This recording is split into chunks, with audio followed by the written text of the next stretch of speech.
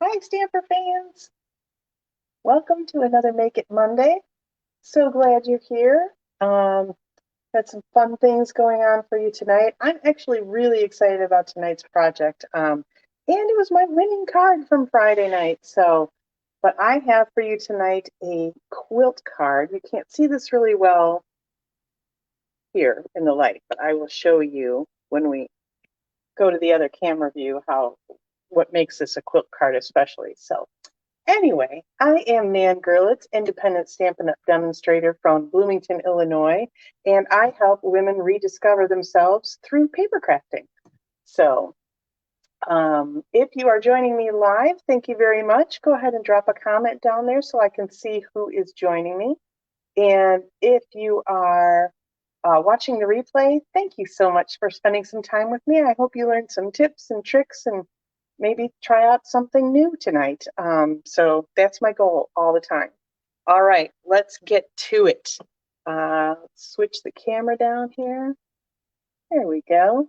Okay, so let me get a closer view of this. There we go. So you can see that I basically ran this through an embossing folder after I attached all the paper.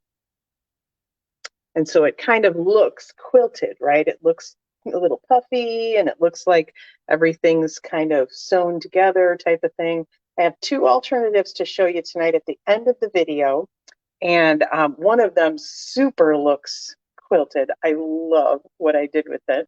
I gotta say, I was pretty proud of myself when I came up with this one. So hang on till the end to see that one because it's super, super fun. Okay. As always, I have dropped a link to the full supply list with cardstock measurements in the video description, so you don't have to worry about writing everything down while I'm going on.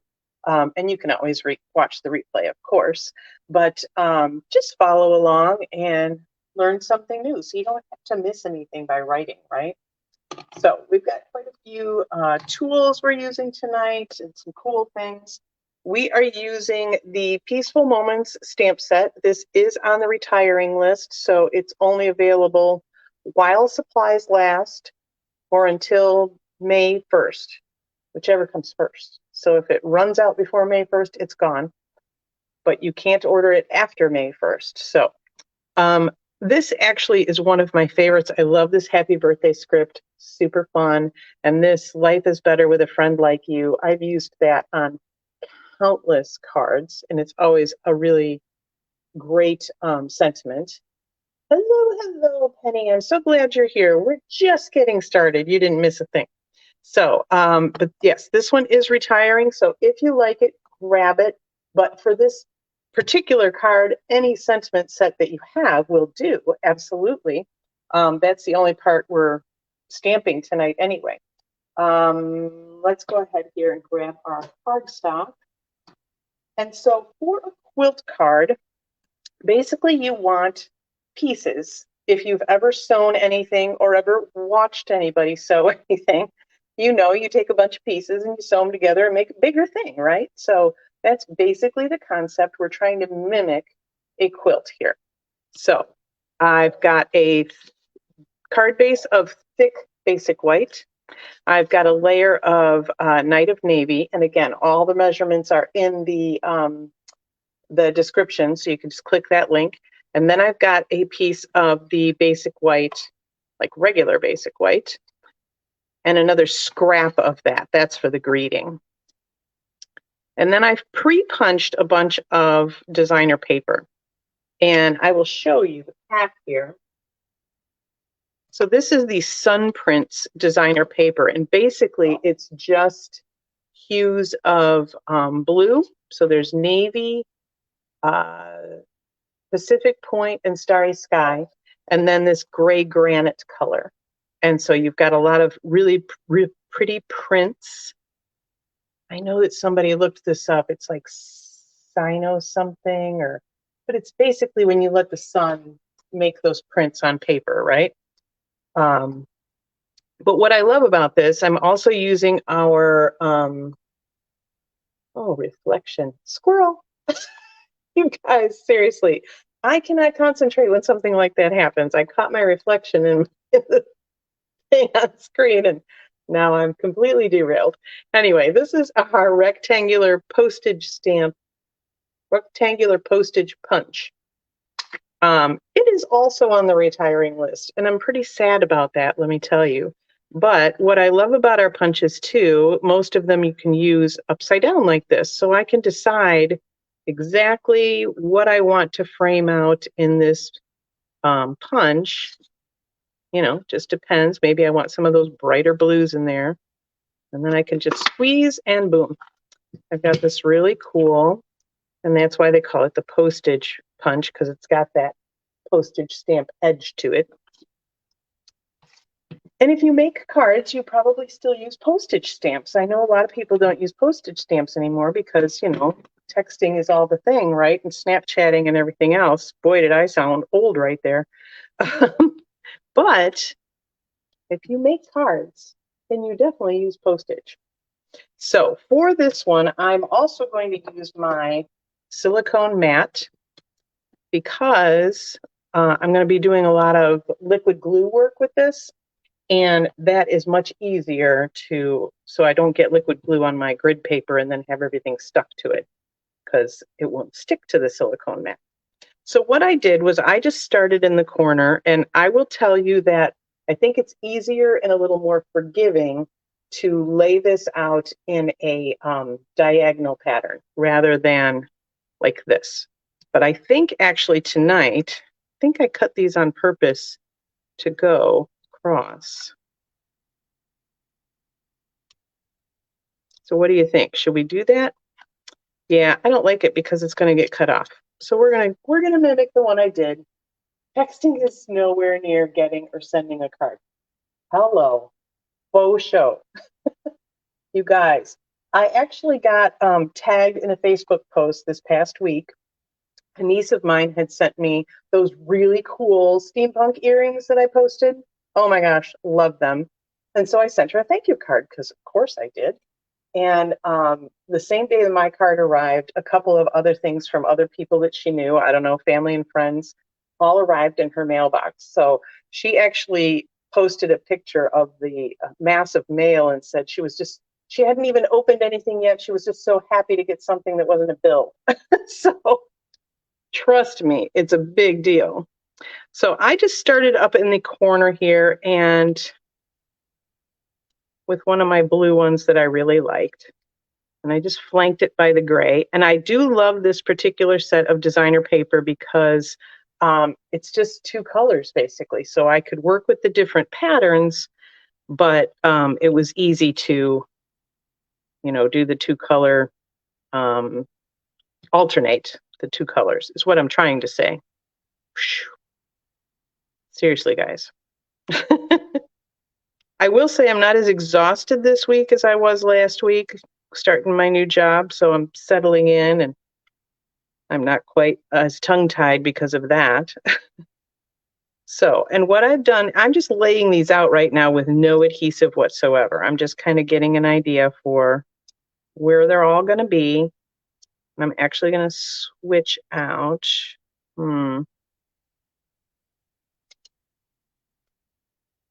I don't want them kind of next to each other, the same patterns.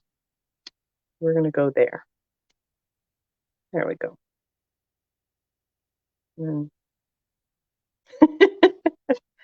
Yeah, this is the problem. Okay. Yep, that's good. No.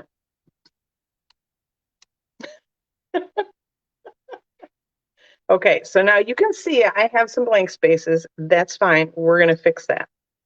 Because we're going to cut all this off, so I'm going to use those extras to fill in those blank spaces. So I'm going to start in that corner right here because I knew I wanted that right there. And because this whole piece is going to go on, I can just put some liquid adhesive on it and pop it down.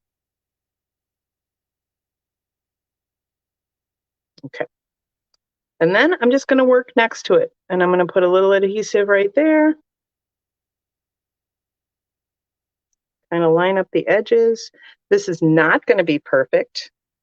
And my new motto is done is better than perfect. So if perfection is keeping you from paper crafting, As Elsa says, let it go, let it go. Should I just sing in every one of my lives now? It seems like I've done that the last few weeks. Got to come up with some better songs for you. Because I'm sure any of you with kids didn't want to hear that. But yeah, so I'm just basically trying to line up, the edges. If you're really persnickety, or if you have OCD, because obviously some people have OCD and can't, stop themselves, right? So if you have OCD, you can make a spacer just like you would for tile, or you can use a ruler, or you can use the grid paper to kind of try to help you line that up perfectly. As I said, my new motto is kind of done is better than perfect. So I am not trying to get it to be perfect. I also feel like when people quilt, my mom was a quilter and she did everything by hand. No machine quilting for her. God love that woman. And she made like full bed size quilts. Like we have a queen size quilt that she made by hand. But, I'm sure if I looked, there would be imperfections there because it's just, we're humans, right? It's impossible to not make mistakes on things, even if they're minor. So I feel like if you're making a quilt card, it's okay that there's some maybe little spacing errors, right? Okay, so we've got everything, I think. Yep, yay. Tacked down. So now we're going to flip it over. And I'm going to start with this edge, I think. And I'm just going to take scissors and trim right up to that white cardstock.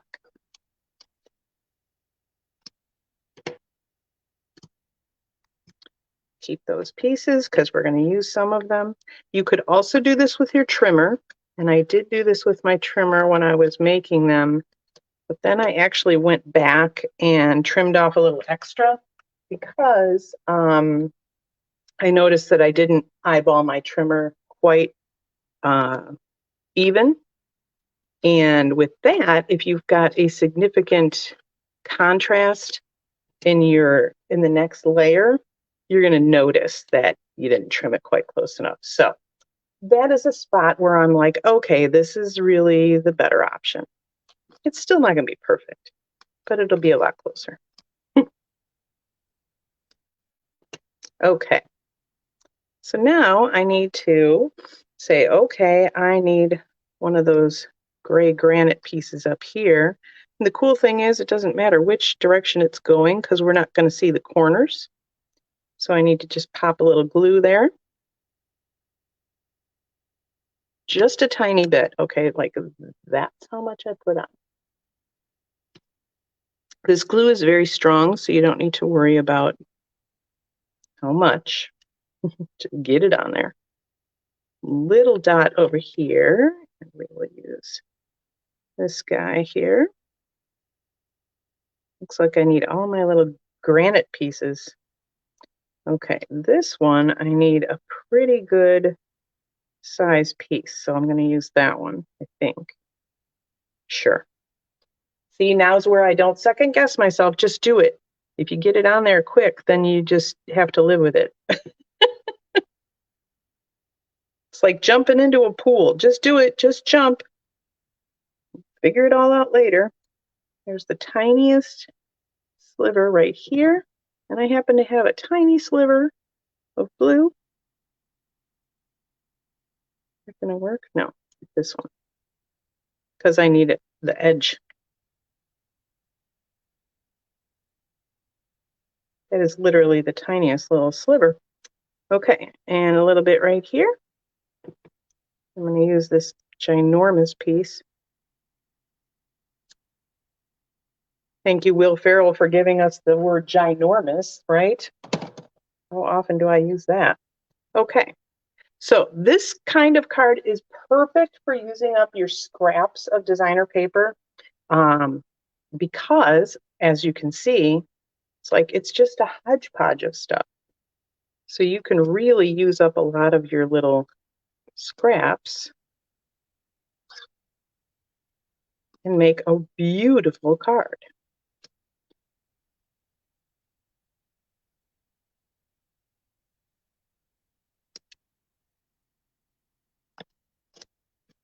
So we just trim it all even, and bam.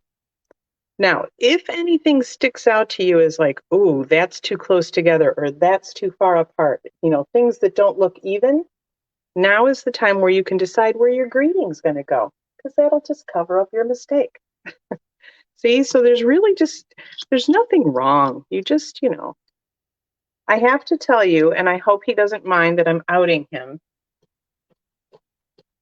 The Stamper Man's card from Friday night, the thank you card, which was beautiful, he actually used the other side of that designer paper as his main layer.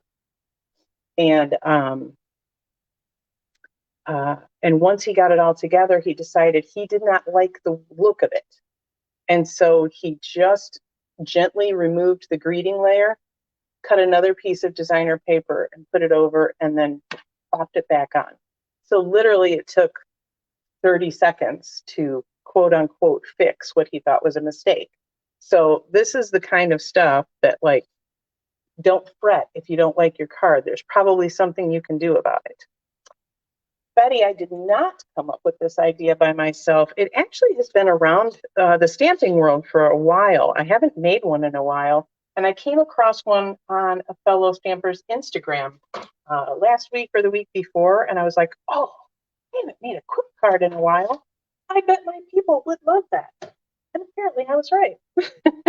So now, after we've got this all attached, now we're going to bring in our Stamp It, Cut, and Emboss machine. We're going to use our base plate number 1 and the gingham embossing folder, which is also retiring. I've marked all my retiring stuff with these orange flags because we're using everything while it's still current. And some of the things, let's see, like 120 items on those lists have sold out. So put that in between, and then you're going to use your specialty plate, the number 4 plate. We're going to run, whoops, check that. This is not a 3D folder.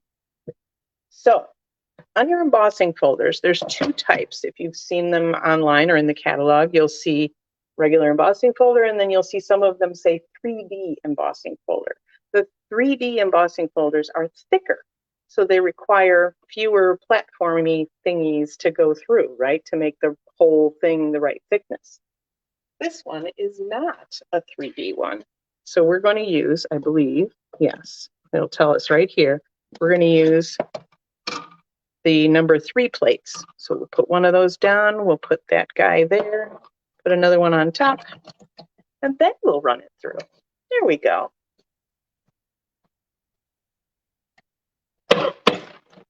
Thanks, Betty. I absolutely loved these colors too. I knew I wanted to make a quilt card when we sat down on Friday night. And so when I saw this stack of paper, I honestly thought, oh, that'll be easier to deal with, and I won't have to decide where all these darn colors go. So I kind of like wimped out on you guys.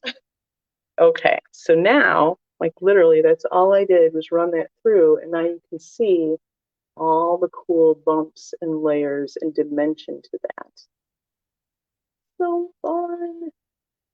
And Betty, I got to tell you, I loved that you asked Friday night.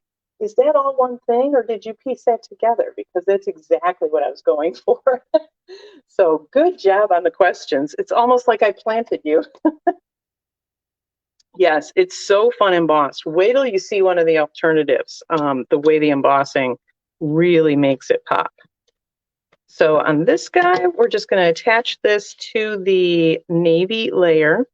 And I really did put a little thought into the layers behind because, as I said, my mom was a quilter. And when we moved into the first house we bought, it had a big cathedral ceiling. And we decided we were going to paint the big wall up there navy blue. And I was going to attempt to make a quilt. And I don't know, a couple months later, no more than 3 months later, that's for sure. We were visiting my mom and she said, "Are you still going to paint that wall blue?" And I said, "Yeah." And she said, "Okay, I just need to know what color to make the binding for your quilt." She had quilted me a huge, like, I don't know, 5 foot by 5 foot quilt for this wall. It's gorgeous, and needed to know what to make the binding color so that it would pop against the wall. Ah, amazing. So yes, I made the binding, quote unquote, the mat behind it, the blue because I knew it would make these gray layers really pop against it. You lose kind of one of those corners. That's it. So, all right.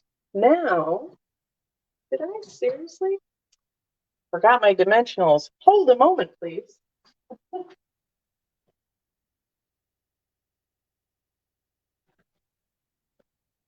Super silly of me. Okay, so I actually put this whole layer up on dimensionals this time.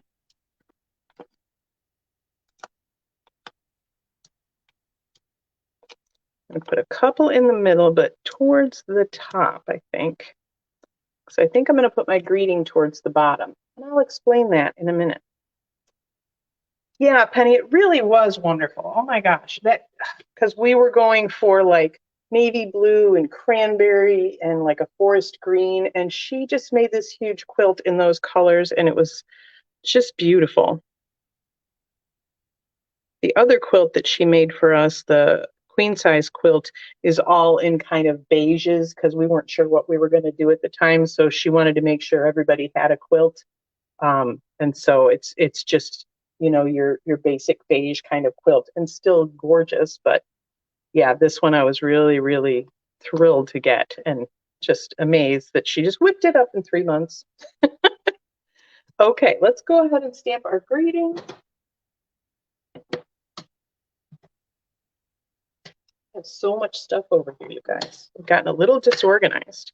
Okay, so as I said, we've got birthdays, we've got thank yous. This would be a nice sympathy card, even, especially if the person was a quilter, because my gosh, wouldn't they love to receive that? Let's go ahead and do this as a birthday card. I did the other one as a thinking of you, but either will work. I'm not going to worry about straightening this and making sure it's lined up because we're going to punch it out so we can do our lining up there. I do want to get it towards the left end of this paper, or the right edge. Wow, yeah, right edge. On my left and my right. A little squeaky, squeaky clean. And the reason I wanted it towards the right edge is that's the way my punch works. So I'm also using this essential, see, there's my reflection again. I'm also using this essential tag punch, which is also on the retiring list. So, and I did make sure right before I went live that everything I was showing you tonight that's retiring is still available. Now, by the time I'm done here, who knows? But because as things sell out, they just sell out. So, but this one is still available. So the way you're putting the paper in here, I wanted this bottom edge towards the right. And then you can kind of stick this in. So here's another little tip that I can give you. Grab a Post-it note. So you'll notice that I punched this little scrap of paper, and I can't, kind of get the edge of it, right? If you have a small piece like that, don't toss it, don't discard it. Take a Post-it note, put it on the edge of your scrap, and then you can feed it in. It's catching the edge there. You can feed it in and adjust it until you get it where you want.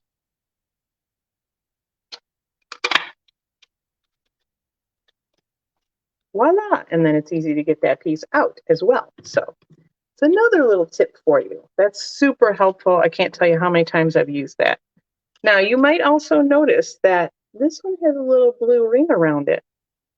So I don't have another punch that's slightly bigger than that to mat this to. And I didn't want this to kind of just sit there and get lost and be plain. So I took my Night of Navy blend, and I grabbed the thick end, the brush end, and with the side of the brush, I just went along the cardstock. And because this is an alcohol marker, that ink starts to bleed kind of over the edge. So it gives it a little of a rustic look as well. It's not that clean, matte look that you would get like from a cardstock layer. So it's a different look as well, which is very nice if that's what you're going for, right? You can also do this with our blending brushes. You could, blend along the edges. That would give you even more of a rustic look. Sponge daubers would work as well. You could even just run it along your ink pad. So a few ways you can kind of achieve something similar, but now it's got its own kind of a mat or an outline. And then we're going to take this gorgeous ribbon, which is unbelievably not retiring because everything else is. This is our metallic edge cotton ribbon. So it's almost a vanilla kind of ribbon, and then it's got this gorgeous silver edge. Love it. So we're just going to snip a small piece of this, not cutting our fingers. Oh, nope, I cut it the wrong way. Oh, well, that's fine too. So I'm just going to pop this in half.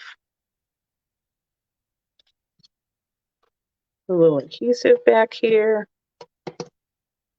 And we're just going to pop that right back there. Bam. Now you've got this cute little ribbon tag. You didn't have to tie anything. How awesome is that? I'm full of the tips for you people tonight. Okay, a little more dimensionals for this guy. And this is why I put those other dimensionals towards the top, because this one, we are going to go kind of all around this ribbon and tack down one side, just because I want to make sure it doesn't, I don't want it to sag. Who wants a saggy tag, right? But I'm going to put this on where there's no dimensionals behind, because I got this as a tip from somebody else. When it goes through the postage meter, this way the thickness is all the same and you're not getting dimensionals on top of dimensionals. So if you know you're going to put something up here on dimensionals and you're already putting something below it on dimensionals, try to stagger them so that they are going to kind of get smushed, but they'll be fine. But that way it's the same thickness all the way through when the post office runs it through. So there we go. We have a thinking of you and we have a happy birthday, and they're so fun. I love them. But I promised you alternatives. So this one I actually made the same way as a regular portrait card, right? But then I cut this guy wrong. So it ended up being a landscape card, which I don't make enough of. So this is good. So this one was the By the Bay paper, and this is the one that's so cool. Look at the shimmer on this paper. And when I ran it through our Hive embossing folder, all the popping up, it makes the light really hit those reflections. Like you can see it even from down there, that it's got some glimmer to it. And I don't even need to, like you can see it right away. You've got the gold accents and then the little shimmery parts. Super fun. So this is from the Something Fancy bundle. I used the stamp set and the hexagon die from that. So this is kind of more of a standard quilt pattern even too, which is awesome. And I left these little parts just white. I didn't bother to fill in quite absolutely everything. And that's absolutely fine. And then I ran it through the Hive 3D because the Hive has that hexagon pattern as well. So not only is it hexagon dies, but it's hexagon embossing too. So super fun. And then I just popped that one on dimensionals right over one of the guys, right on designer paper. So super fun there. Okay, my last one, I literally just cut squares. Right? I know, Penny. That embossing is magnificent with that DSP. I was so excited. I didn't know it was going to turn out like that. I was so excited after I embossed it, and I went, oh, look at that shine. It is fabulous. So this last one, I didn't even use a die or a punch. I simply cut 1 1/4 inch squares. That's it. And this is from the Nature's Prints designer paper. And so it's just 1 1/4 inch squares. And I was going to stack them regular. And that's when I realized that diagonal is more forgiving. So you can see we've got a definite pattern going here. But look at the cool thing here. Instead of embossing it, I used the stitched greenery die. And it literally looks like somebody stitched it just like you would in a quilt. I was so excited. And on this particular paper, it's got a much more patterned side to it, and then this kind of just varied colored side. And so I used that because I wanted a subtler pattern because I knew I wanted to use this stitched greenery. Oh my gosh, I'm just in love with this card. And the colors are so fun too. So there are the fabulous cards I have for you tonight, if I do say so myself. And yes, I do. So I hope you all learned something tonight.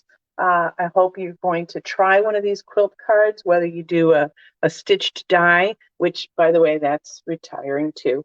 But we do have a couple of more stitched dies that are coming in the new catalog. So even if you don't manage to get this one, there's some more options in the next one too. Yeah, absolutely love the way that stitching turned out and those colors, and this is a very unlike me color card, and I love it. So it's fun to just have some fun and play around with color, and what's the worst that can happen, right? You wasted a few squares, whatever. So, but as I always tell you, just like any other muscle, your creative muscle gets stronger every time you use it. So go have a play with your craft supplies, all right? And if you learned a little something new from this video, I hope you'll share it so that your friends and family can learn a little something new too, and maybe they will try a quilt card, and we'll get a whole quilting bee going paper craft wise.